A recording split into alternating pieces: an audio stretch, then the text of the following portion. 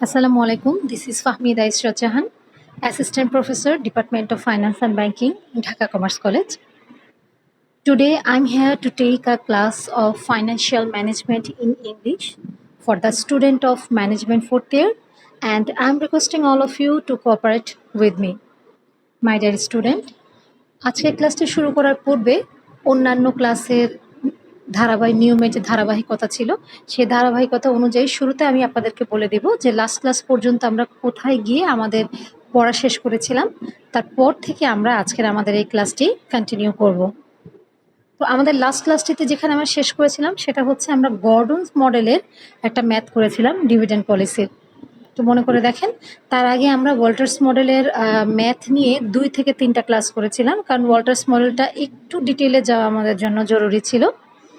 এরপরে আমরা আমাদের লাস্ট ক্লাসটাতে গর্ডন মডেলের একটা অঙ্ক করেছিলাম এবং সেটা দিয়ে আমরা আমাদের গর্ডন মডেলের নিয়মটাতে সমাপ্তি টেনেছিলাম। আজকে আমি আপনাদের মডেল অর্থাৎ মডিগ্লিয়ানি অ্যান্ড মিলার মডেল, এই মডেলের মাধ্যমে ডিভিডেন্ড পলিসির ম্যাথ কিভাবে করে সেই ক্যালকুলেশনটা আপনাদের শেখাতে যাচ্ছি।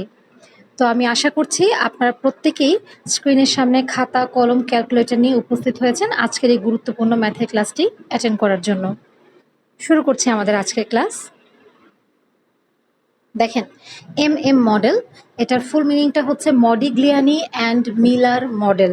একজন পার্সন হচ্ছেন মডিগ্লিয়ানি আর একজন হচ্ছেন মিলার। এরা দুজনে মিলে ডিভিডেন্ড পলিসির একটা থিওরি আবিষ্কার করেছেন।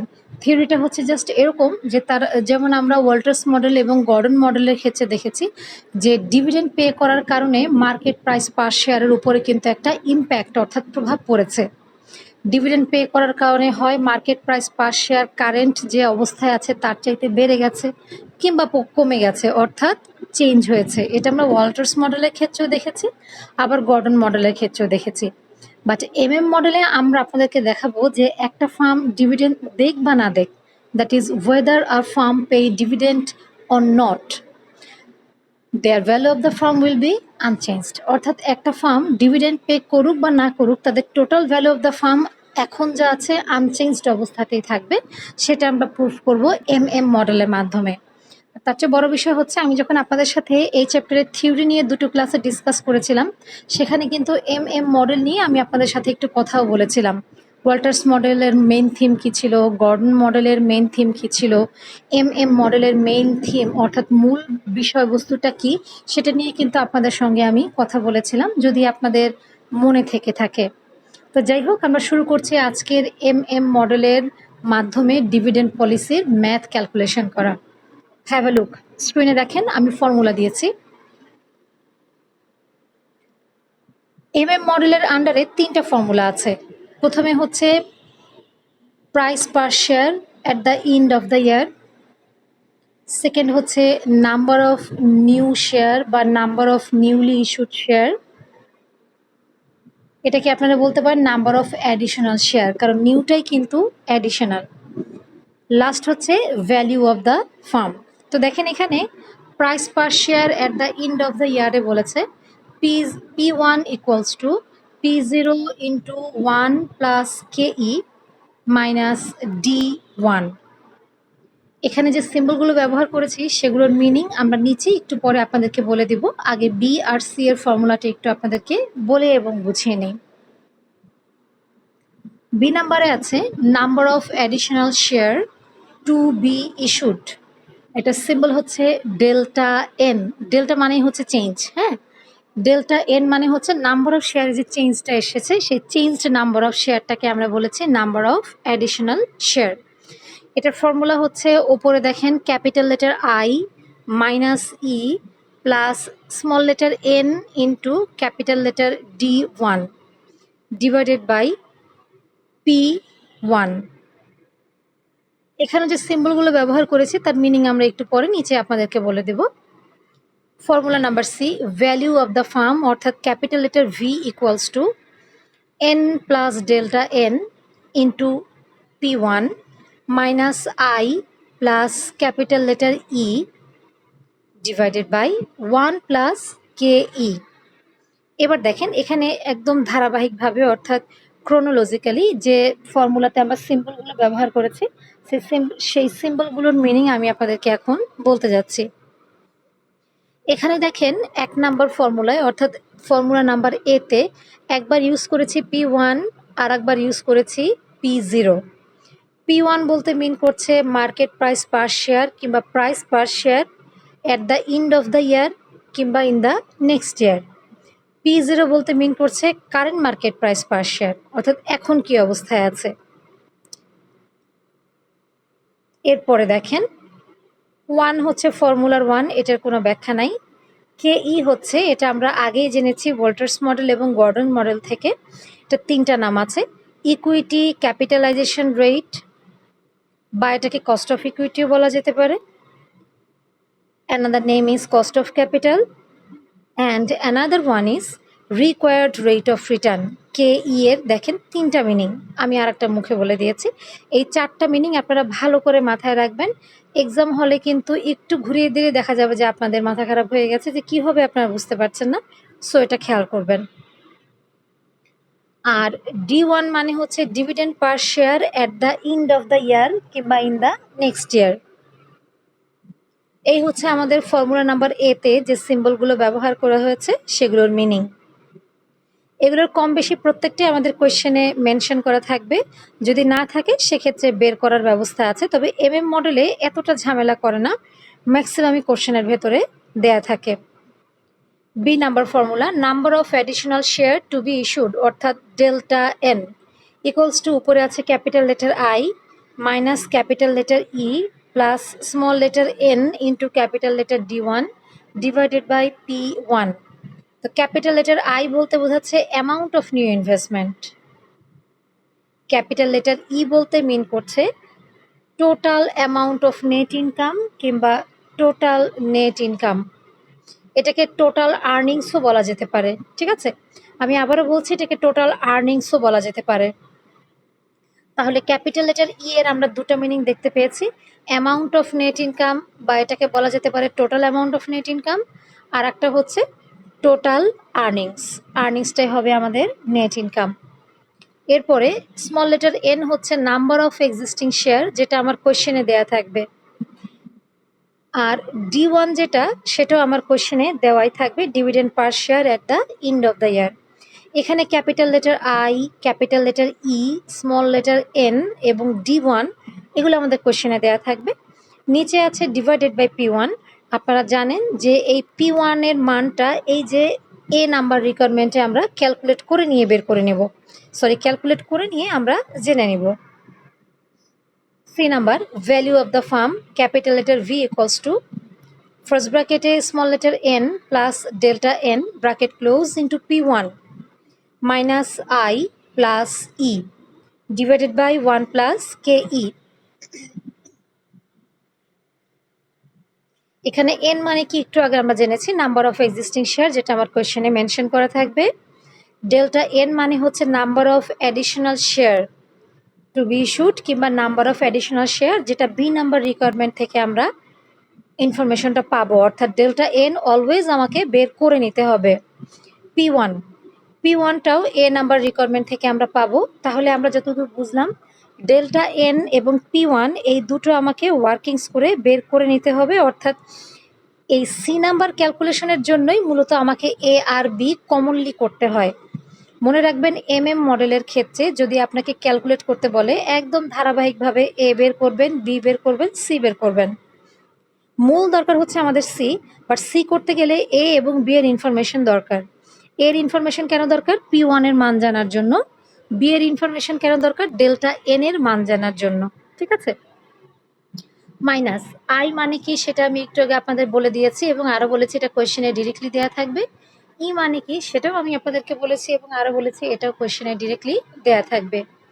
1 হচ্ছে ফর্মুলা 1 প্লাস KE, যেটা কিনা এই যে কস্ট অফ ইকুইটি কিংবা ইকুইটি ক্যাপিটালাইজেশন রেট কিংবা কস্ট অফ ক্যাপিটাল কিংবা রিকোয়ার্ড রেট অফ রিটার্ন, এটাও আমার কোয়েশ্চেনে ডিরেক্টলি দেওয়া থাকবে। তাহলে আমরা দেখতে পাচ্ছি মডেলে বেসিক্যালি আমাদের ক্যালকুলেট করে বের করতে হবে P1 এবং ডেল্টা এন। এছাড়া সবকিছু মোটামুটি আমাদের কোয়েশ্চেনে দেয়া থাকবে। এই মডেল সংক্রান্ত আরও দুটো ক্লাস আমি নিব, সেখানে হয়তো ম্যাথে সামান্য কিছু ভ্যারিয়েশন দেখাবো। এই মডেলটা very very very very very very important for 10 marks, college এক্সামের জন্য অ্যাজ ওয়েল অ্যাজ ন্যাশনাল ইউনিভার্সিটির এক্সামের জন্য। তাই এই ম্যাথটার উপরে আমি আরও দুটো ক্লাস নিতে ইন্টারেস্টেড। দুটো যদি নাও লাগে অ্যাটলিস্ট একটা তো আমি নিবই। হ্যাঁ, আসেন তাহলে এবার যেটা আমরা করি, আমরা একটা ম্যাথ করার চেষ্টা করি। তো ফর্মুলাটা এক নজরে একটু দেখে নেন, যাতে করে আমি পরবর্তী পেজে গেলে আপনাদের মনে পড়ে যায়। বিশেষ করে এই যে হেয়ার লিখে যে মিনিংগুলো লিখেছি, সিম্বলগুলোর মিনিং, সেটা একটু দেখেন কয়েক মুহূর্তের জন্য, 20-25 সেকেন্ডের জন্য একটু এটা ভালো করে দেখেন। Have a look.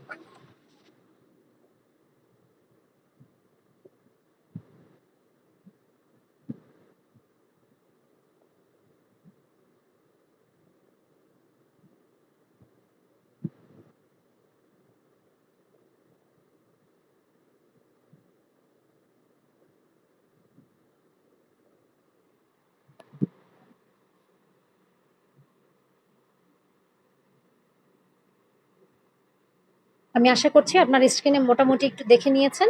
তো আমরা চলে যাচ্ছি পরের স্লাইডে। দেখেন এখানে আমি একটা কোয়েশ্চেন থ্রো করেছি। আসেন আমরা কোয়েশ্চেনটা একটু পড়ার চেষ্টা করি এবং বোঝার চেষ্টা করি। A company belong to a risk class for which the approximate capitalization rate is 10%. আগে আমরা কোশ্চেনটা পড়ি, একটু বুঝি, তারপরে আমরা line by line given that দুটো শিখে নেব। It currently has outstanding 25,000 shares selling at টাকা 100 each. The firm is contemplating the declaration of a dividend of টাকা 5 per share at the end of the current financial year.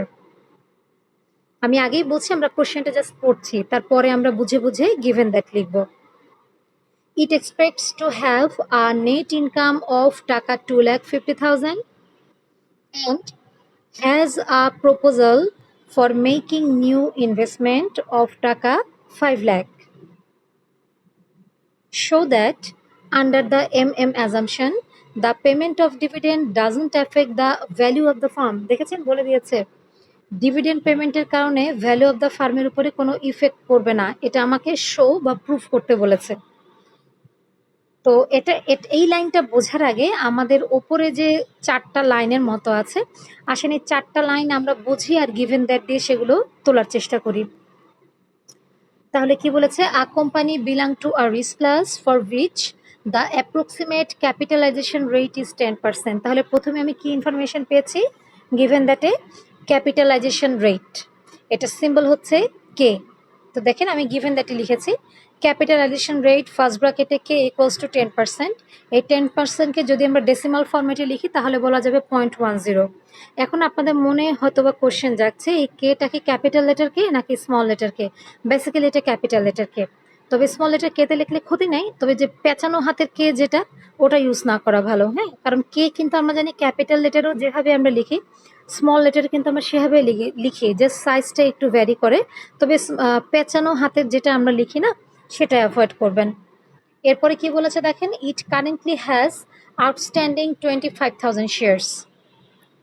এখানে outstanding share মানে হচ্ছে বর্তমানে তাদের মার্কেটে যে কয়টা শেয়ার আছে, যেটাকে আমরা বলি নাম্বার অফ এক্সিস্টিং শেয়ার। এটা সিম্বল হলো small letter n equals to 25,000, selling at টাকা 100 ইচ।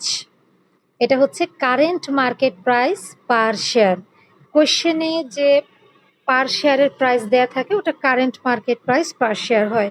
তো কারেন্ট মার্কেট প্রাইস পার শেয়ারের সিম্বল হচ্ছে P0। তাহলে P0 ইকুয়ালস টু হচ্ছে টাকা 100। দেখতে পাচ্ছেন? আমি আশা করছি আপনাদের বুঝতে প্রবলেম হচ্ছে না, তারপরে যদি হয় অবশ্যই আমার সাথে তো যোগাযোগ করতেই হবে। এরপর the firm is contemplating the declaration of a dividend of টাকা 5 per share at the end of the current financial year. Company চিন্তা ভাবনা করছে যে তারা কারেন্ট ফাইন্যান্সিয়াল ইয়ারের শেষে পার শেয়ারে 5 টাকা করে ডিভিডেন্ড ডিক্লেয়ার করবে। তাহলে কি এই সেন্টেন্সটা থেকে আমরা এরকম ইনফরমেশন পাচ্ছি যে dividend per share at the end of the ইয়ার? তাই পাচ্ছি না? এটা সিম্বল হবে হচ্ছে D1, ক্যাপিটাল লেটার ডি, তার সাথে 1 ইকুয়ালস টু টাকা 5। দেখেন আমি তাই লিখেছি dividend per share at the end of the year D1 equals to টাকা 5। It expects to have a net income of টাকা 2,50,000। স্পষ্ট দেয়া আছে নেট ইনকাম। তাহলে দেখেন আমরা স্লাইডটা চেঞ্জ করে দিচ্ছি। অ্যামাউন্ট অফ নেট ইনকাম বা টোটাল নেট ইনকাম, এটার সিম্বল হচ্ছে capital letter E, equals to টাকা 2,50,000। ঠিক আছে, দেখি তাহলে এর পরের লাইনটা কি ছিল আমাদের কোয়েশ্চেনে, আমরা একটু ব্যাকে যাচ্ছি। And has a proposal for making new investment of টাকা 5 lakh. Total amount of investment বা অ্যামাউন্ট অফ নিউ ইনভেস্টমেন্ট, দেখেন total amount of new investment, এটা সিম্বল হবে capital letter I, equals to টাকা 5 লাখ। ঠিক আছে, এবার দেখি পরের লাইনটা কি বলেছে। পরের লাইনে বলেছে show that under the M assumption the payment of dividend does not affect the value of the firm. বলেছে অ্যাজাম্পশন ইউজ করে শো করো যে বা দেখাও যে বা প্রমাণ করো যে dividend policy does not effect the value of the firm, অর্থাৎ একটা ফার্ম ডিভিডেন্ড দেখ বা না দেখ তাদের ভ্যালু অফ দ্য ফার্মটা আনচেঞ্জ থাকবে। এখন ভ্যালু অফ দ্য ফার্ম আমরা বুঝবো কীভাবে, তাই না? আমাদের কোয়েশ্চেনে সেকেন্ড লাইনে দেখেন নাম্বার অফ এক্সিস্টিং শেয়ার আছে 25,000, এক একটা শেয়ারের দাম হচ্ছে 100। তো 25,000 শেয়ারকে যদি 100 দিয়ে গুণ করি 25 লাখ টাকা হয়। তার মানে এই কোম্পানির টোটাল ভ্যালু হচ্ছে 25 লাখ টাকা। এখন আমাকে প্রুফ করতে হবে এরা যদি ডিভিডেন্ড দেয় তাতেও value of the firm 25 lakh টাকাই থেকে যাচ্ছে, এরা যদি ডিভিডেন্ড নাও দেয় তাতেও value of the firm 25 lakh টাকা থেকে যাচ্ছে। তো এটা প্রুফ করতে হলে আমাকে যেটা করতে হবে, আমাকে ভ্যালু অফ দ্য ফার্ম দুইবারে বের করতে হবে। প্রথমে বের করবো when dividend is paid, dividend pay করে দেখবো value of the firm 25 lakh হয় কিনা। নেক্সটে করবো when dividend is not paid, এরপরে দেখবো ডিভিডেন্ড না দিলেও আমার value of the firm 25 lakh টাকা থাকে কিনা। ঠিক আছে, তো সেটা করার জন্য আমি এখন কি করব, ভ্যালু অফ দ্য ফার্ম দুইবারে করব। প্রথমবারে ওয়েন ডিভিডেন্ড ইজ পেইড, দ্বিতীয়বারে করব when dividend is not paid. ঠিক আছে, তো আপনারা যেটা করেন এই গিভেন দ্যাটের দিকে এই পেজটা তো আপনারা একটু ভালো করে দেখেন, তারপরে আমরা পরের পেজটা চলে যাচ্ছি। জাস্ট 15-20 সেকেন্ডের মতো গিভেন দ্যাটে একটু চোখ বুলিয়ে নেন।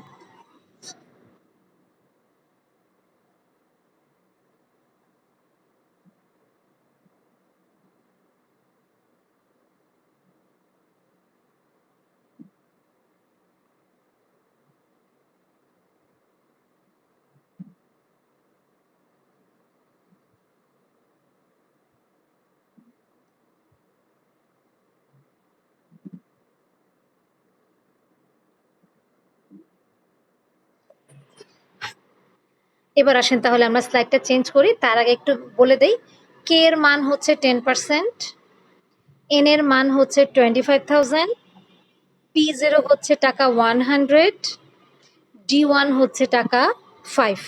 ঠিক আছে, আর পরবর্তী পেজে আমাদের ক্যাপিটাল লেটার ই 2,50,000 দেয়াই আছে, ক্যাপিটাল লেটার আই 5 লাখ টাকা দেয়াই আছে। এবার আমরা শুরু করছি।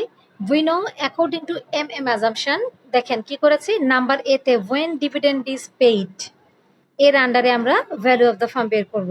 আর আমি আপনাদেরকে কি বলেছিলাম, ভ্যালু অফ দ্য ফার্ম বের করতে গেলে আমাদের P1 এবং ডেল্টা এন এর মানের প্রয়োজন হয়, তাই আমরা আগে P1 এবং ডেল্টা এন এর মানটা বের করে নেব।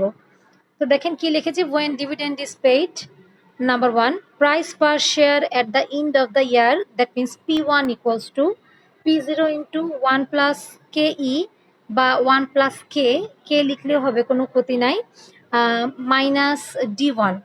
আচ্ছা, এবার মান বসাবো। P0 এইমাত্র আমরা দেখেছিলাম, আমি একটু স্লাইডটা পেছনে নিচ্ছি, দেখেন P0 এর মান দেয়া ছিল দেখেন 100, দেখতে পেয়েছেন গিভেন দ্যাটে থার্ড লাইনে দেয়া আছে P0 ইকুয়ালস টু টাকা 100। তো দেখেন আমি মান বসিয়েছি, P0 100 ইন্টু 1 প্লাস কেই, যেটা কিনা ক্যাপিটালাইজেশন রেট বা কে, এটা ছিল 10% বলেছিলাম না, 0.10। তো সেই কেই জায়গায় 0.10 বসিয়ে দিয়েছি, মাইনাস D1, যেহেতু ডিভিডেন্ড পে করেছে, তো ডিভিডেন্ড পে করার কারণে আমাদের D1 এর মান কত দেওয়া ছিল, দেখেন একটু আমরা স্লাইডটা সরিয়ে দিচ্ছি, আমরা পেছনের স্লাইডে যাচ্ছি। গিভেন দ্যাট এর লাস্ট লাইনটা দেখেন, dividend per share at the end of the year D1 equals to টাকা 5 দেওয়া আছে। তাহলে আমরা দেখতে পাচ্ছি D1 এর মান হচ্ছে টাকা 5। এবার কি করেছি, 100 এর সাথে 1.10 গুণ করেছি, করাতে হয়েছে 110 টাকা। সেখান থেকে যদি 5 টাকা মাইনাস করে দেই তাহলে আমাদের price per share at the end of the ইয়ার দাঁড়াচ্ছে 105 টাকা, অর্থাৎ টাকা 105। নাম্বার 2 তে দেখেন number of additional share to be issued. এটার ফর্মুলা হচ্ছে এটার সিম্বল হচ্ছে ডেল্টা এন। ফর্মুলা হলো I minus E plus N into D1 divided by P1। এবার ক্যাপিটাল লেটার আই হচ্ছে, দেখেন এই যে ওপরে গিভেন দ্যাটে amount of new investment 5 lakh টাকা দেওয়া আছে, ক্যাপিটাল লেটার আই 5 লাখ। তো আই এর জায়গায় আমি 5 লাখ লিখেছি। ক্যাপিটাল লেটার ই টোটাল আর্নিংস বা নেট ইনকাম, যেটা দেখেন এটা দেয়া আছে আমাদের amount of total net income 2,50,000, সেটা আমি এখানে ই এর জায়গায় বসিয়েছি 2,50,000। এন মানে হচ্ছে নাম্বার অফ এক্সিস্টিং শেয়ার, আমাদের কোয়েশ্চেনে নাম্বার অফ এক্সিস্টিং শেয়ার দেওয়া ছিল 2,50,000। দেখেন আমি একটু আপনাদের পেছনের স্লাইডে গিয়ে দেখিয়ে দিচ্ছি। গিভেন দ্যাট ইজ সেকেন্ড লাইনে দেওয়া আছে number of existing share N equals to 25,000, দেখতে পেয়েছি। তো এখানে আমি বসিয়ে দিলাম 25,000 ইন্টু D1, যেহেতু ডিভিডেন্ড পে করেছে তাহলে D1 হচ্ছে কত আমাদের 5 টাকা। এবার ব্র্যাকেটে আটকানো যে দুটো ডিজিট আছে সে দুটোকে আমরা আগে মাল্টিপ্লাই করে নিব, কারণ আমরা জানি যে ছোটবেলায় আমরা ম্যাথ করেছি সবার আগে ব্র্যাকেটের কাজ করতে হয়, first bracket, second bracket, third bracket, তারপরে হচ্ছে বাহিরের গুলো। তাহলে 25,000 এর সাথে যদি আমি 5 মাল্টিপ্লাই করি তাহলে সেটার অ্যান্সারটা দাঁড়াবে 1,25,000। আর 5 লাখ থেকে যদি আমরা 2,50,000 মাইনাস করি তাহলে অ্যান্সারটা দাঁড়াবে 2,50,000। তাহলে 2,50,000 এর সাথে 1,25,000 যদি যোগ করে দেই তাহলে দাঁড়াবে হলো 3,75,000। আর P1 এর মান এই যে উপরে দেখেন দেওয়াই আছে 105। তো 3,75,000-কে যদি আমি 105 দিয়ে ভাগ করে দেই আমার অ্যান্সারটা দাঁড়াচ্ছে 3,571.43 শেয়ার্স। এবার আপনাদের মাথায় কোশ্চেন এসেছে যে মিস নাম্বার অফ শেয়ার তো কখনো ফ্র্যাকশনে হয় না, তাই না? Exactly it is, number of share কখনোই ফ্র্যাকশনে হয় না। বাট আমরা যখন বইয়ের কোয়েশ্চেনগুলো ফেস করি এগুলো তো আসলে বাস্তব ইনফরমেশন নিয়ে না, এগুলো আসলে অবাস্তব ইনফরমেশন নিয়ে, আমাদের অ্যাজিউম করা, আমাদের নিজেদের তৈরি করা ইনফরমেশন নিয়ে। এই কারণে নাম্বার অফ শেয়ারটা ফ্র্যাকশনে এসেছে। বাট বাস্তবে নাম্বার অফ শেয়ার কখনো কোম্পানিরা যখন ক্যালকুলেট করে তখন সেটা ফ্র্যাকশনে হয় না। এবার আপনারা হয়তো আর একটা কোশ্চেন মনে মনে ভাবছেন যে 3,571 লিখলেই তো হয়, 0.43 না লিখলে কি হবে না? আসলে হবে না, ক্যালকুলেশনে ঝামেলা হয়ে যাবে, ঠিক আছে? তো নাম্বার অফ শেয়ার যদি রাউন্ডে থাকে তাহলে রাউন্ডে আনবেন, যদি ফ্র্যাকশনে থাকে তাহলে আপনি যেটা করবেন দশমিকের পরে দুটা ডিজিট নেবেন, এর বেশি আর নেওয়ার প্রয়োজন নাই, ঠিক আছে? আর আপনার যদি মনে হয় যে না দশমিকের পরে আমি সব ডিজিট নিব, ভেরি গুড, কোনো সমস্যা নাই, বাট দুটা ডিজিট আমরা রেখে দেব। তো এই ছিল আমাদের P1 ক্যালকুলেশন আর ডেল্টা 1 ক্যালকুলেশন। এবার আমরা চলে যাচ্ছি আমাদের ভ্যালু অফ দ্য ফার্ম ক্যালকুলেশনে, মেইন যেটা আমাদের ক্যালকুলেশন ছিল। হ্যাঁ, তো দেখেন এই যে নাম্বার 3-তে আছে value of the firm. Value of the ফার্মের ফর্মুলা হচ্ছে n plus delta n into P1 minus capital letter I plus E divided by 1 plus KE। Small letter n মানে হচ্ছে এক্সিস্টিং নাম্বার অফ শেয়ার বা number of existing share. এটা আমাদের কোয়েশ্চেনে দেওয়া ছিল 25,000, আমি 25,000-ই রেখে দিয়েছি। প্লাস এই যে ডেল্টা n এই মাত্র আমরা বের করেছি 3,571.43 ইন্টু P1 আমরা রিকোয়ারমেন্ট নাম্বার 1-এ বের করেছি, দেখেন এই মাত্র, একটু পেছনের দিকে যাচ্ছি, এই দেখেন রিকোয়ারমেন্ট নাম্বার 1-এ আমরা P1 পেয়েছি 105 টাকা আর ডেল্টা n আমরা পেয়েছি হচ্ছে 3,571.43 শেয়ার্স, ঠিক আছে? তাহলে এবার আমরা পরবর্তী স্লাইডে চলে যাই যেখানে আমরা মান বসাতে যাচ্ছি। তো দেখেন 3,571.43 ডেল্টা n এর জায়গায় বসিয়েছি, P1 এর জায়গায় বসিয়েছি 105 মাইনাস ক্যাপিটাল লেটার I মানে হচ্ছে total amount of new investment যেটা আমাদের 5 লাখ টাকা ছিল, প্লাস ক্যাপিটাল লেটার E মানে হচ্ছে টোটাল নেট ইনকাম বা টোটাল আর্নিংস যেটা আমাদের কোশ্চেনে গিভেন বা দেয়া ছিল 2,50,000। এবার যেটা করতে হবে অ্যাজ ইউজুয়াল ফার্স্ট ব্র্যাকেটের কাজ আগে, দেন ভাগ, গুণ, যোগ, বিয়োগ, তাই না? আচ্ছা, তাহলে দেখেন 25,000-এর সাথে 3,571.43 যদি যোগ করি তাহলে আমাদের অ্যান্সারটা দাঁড়ায় 28,571.43 শেয়ার্স। এর সাথে 105 মাল্টিপ্লাই বা গুণ করে দিতে হবে, তাহলে সেটা দাঁড়ায় হচ্ছে 30 লাখ টাকা। এখান থেকে 5 লাখ মাইনাস করলে হবে 25 লাখ, তার সাথে 2,50,000 গুণ করলে হবে 27 লাখ অ্যান্ড 50,000 টাকা। এটাকে যদি 1.10 দিয়ে ভাগ করি তাহলে দাঁড়ায় হচ্ছে এক্স্যাক্ট 25 লাখ টাকা। দেখেন, ফার্ম ডিভিডেন্ড পে করেছে, করার পরেও কিন্তু value of the firm 25 lakh টাকা হয়েছে, হয়েছে না? মডেলের ম্যাথ এক্সাম হলে বসেই আপনি মিলিয়ে আসতে পারবেন, অর্থাৎ কনফার্ম করতে পারবেন আপনার ম্যাথ হয়েছে কিনা। কিভাবে? কোয়েশ্চেনে দেয়া ভ্যালু অফ দ্য ফার্মের সাথে যদি আপনার ভ্যালু অফ দ্য ফার্ম মিলে যায়। এখন আপনারা হয়তো বা মনে মনে ভাবছেন যে মিস, ইন কেস অফ যদি আমাদের কোয়েশ্চেনের নাম্বার অফ এক্সিস্টিং শেয়ার দেয়া আছে বাট প্রাইস পার শেয়ারটা দেয়া নাই, তখন আমরা কি করব? অবভিয়াসলি থাকবে, নইলে আপনারা P1 বের করবেন কিভাবে, তাই না? আর তার চেয়ে বড় কথা হচ্ছে ওয়েন ডিভিডেন্ড ইজ পেইড আর when dividend is not paid, এই দুটোর ভ্যালু অফ দ্য ফার্ম যদি মিলে যায় তাহলে আপনার ম্যাথ হয়েছে। ঠিক আছে, আমি আবার বলছি, ওয়েন ডিভিডেন্ড ইজ পেইড আর when dividend is not paid, এই দুটোর ভ্যালু অফ দ্য ফার্মের অ্যান্সার যদি মিলে যায় তাহলে আপনার ম্যাথ হয়েছে, আপনি ধরে নেবেন। তাহলে ওয়েন ডিভিডেন্ড ইজ পেইড এই হেডিংসের আন্ডারে আমরা দেখেছি value of the firm 25 lakh হয়েছে। এবার দেখি when dividend is not paid এর আন্ডারে value of the firm 25 lakh হয় কিনা। তো অ্যাজ ইউজুয়াল যেটা করতে হবে, ওই price per share at the end of the year এটা আমাকে ক্যালকুলেট করে নিতে হবে। তো দেখেন, number 1, price per share at the end of the year P1 equals to same formula P0 into 1 plus কে বা 1 প্লাস কে ই মাইনাস D1। তো P0 আমাদের ছিল 100, লিখেছি 1 এর জায়গায় 1, কে ই ছিল 0.10 মাইনাস, এবার যেহেতু ডিভিডেন্ড ইজ নট পেইড বলেছে, খেয়াল করেছেন ডিভিডেন্ড ইজ নট পেইড বলেছে, সো এখানে D1 হবে 0। তো যদি ফার্ম ডিভিডেন্ড পে না করে তাহলে তো ডিভিডেন্ডের মানটা 0ই হয়, তাই না? তো এই কারণে আমরা D1 এর জায়গায় 0 লিখেছি, লেখার পরে 100 এর সাথে 1.10 গুণ করলে 110 টাকা দাঁড়াচ্ছে। ঠিক আছে, তাহলে price per share at the end of the year when dividend is not paid এর আন্ডারে আমরা পেয়েছি 110 টাকা। আমার মনে হয় কারো বুঝতে প্রবলেম হয় নাই। তারপর আমি আবার বলছি, যখনই হেডিংসটা হবে when dividend is not paid, তখনই 3টা ফর্মুলার যেখানে যেখানে D1 আছে সেই সব জায়গায় 0 বসিয়ে দিবেন। আবার বলছি, যখন হেডিংসটা দেখবেন when dividend is not paid অ্যাজাম্পশনের ক্ষেত্রে বা যে কোনো ক্ষেত্রে, এই 3টা ফর্মুলার যেখানে যেখানে আপনারা D1 দেখতে পাবেন সবগুলো জায়গায় D1 এর জায়গায় 0 বসায় দিবেন। ওকে, আচ্ছা, তাহলে আমরা পেয়েছি হচ্ছে P1 হলো 110 টাকা। এবার দেখি number 2, that is number of additional share to be issued, অর্থাৎ ডেল্টা এন। ফর্মুলা সেম থাকবে, capital letter I minus E plus N into D1 divided by P1। এখানে I আমরা দেখেছিলাম যেটা 5 লাখ ছিল, আমরা এখানে লিখেছি ক্যাপিটাল লেটার I, অর্থাৎ total amount of new investment 5 lakh, এটা কোশ্চেনই আমার গিভেন ছিল, একই অ্যামাউন্ট সেম অ্যামাউন্টই এখানে বসবে, মাইনাস ক্যাপিটাল লেটার ই অর্থাৎ total amount of net income বা টোটাল আর্নিংস, এটা আমাদের কোশ্চেনে দেওয়া ছিল 2,50,000 টাকা, তাই এখানেও আমরা 2,50,000 টাকাই বসিয়ে দিচ্ছি, প্লাস এন। এন মানে হচ্ছে নাম্বার অফ এক্সিস্টিং শেয়ার, তো আমাদের নাম্বার অফ এক্সিস্টিং শেয়ার কোয়েশ্চেনে দেওয়া ছিল 25,000 টাকা ইন্টু D1।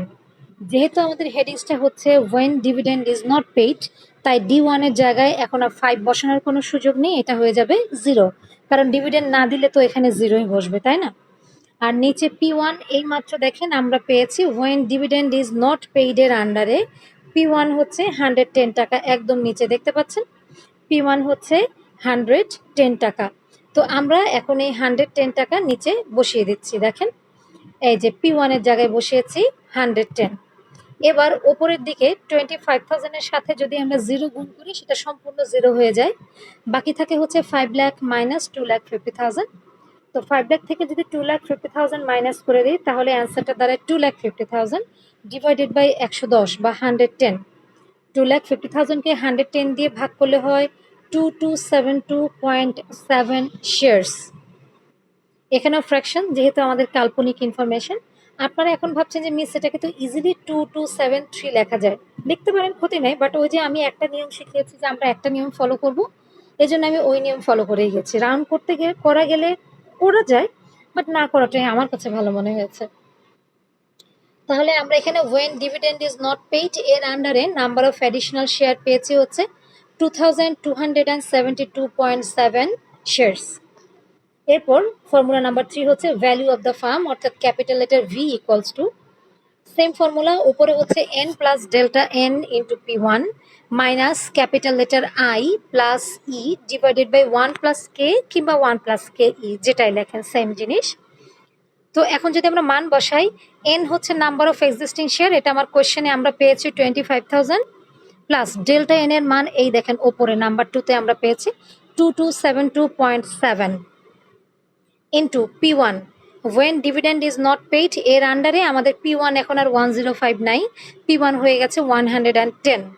তো পি1 এর মান বসিয়েছি 110 মাইনাস ক্যাপিটাল লেটার আই আগে যা ছিল তাই 5 লাখ, প্লাস ক্যাপিটাল লেটার ই এটাও আগে যা ছিল তাই 2,50,000 ডিভাইডেড বাই 1 প্লাস কে ই হচ্ছে 0.10। অ্যাজ ইউজুয়াল একইভাবে 25,000 এর সাথে 2272.7 যোগ করে দিলে দাঁড়াচ্ছে হচ্ছে 27,272.7। এটাকে গুণ করবো 110-এর সাথে, তাহলে অ্যান্সারটা দাঁড়ায় 30 লাখ। এটা হয় হচ্ছে 29,19,999 মানে 29,99,999.9, এটার মানেই কিন্তু 30 লাখ, তাই না? এই জন্য আমি একবারে 30 লাখই লিখে দিয়েছি, মাইনাস 5 লাখ প্লাস 2,50,000। তো উপরের তিনটা যদি আমরা যোগ বিয়োগ করি, 30 লাখ থেকে 5 লাখ মাইনাস করলে দাঁড়ায় 25 লাখ, তার সাথে 2,50,000 যোগ করলে দাঁড়ায় 27,50,000 ডিভাইডেড বাই 1 প্লাস 0.10। একইভাবে ক্যালকুলেট করলে আমাদের এবারও এসেছে value of the firm 25 lakh, তার মানে আমাদের ম্যাথ মিলেছে। খেয়াল করে দেখেন, আমি একটু পেছনের স্লাইডে যাচ্ছি। when dividend is paid এর আন্ডারে value of the firm 25 lakh হয়েছে, when dividend is not paid এর আন্ডারেও ভ্যালু অফ দ্য ফার্ম দেখেন 25 লাখই হয়েছে। তার মানে হচ্ছে কি আমাদের ম্যাথ কিন্তু হয়েছে।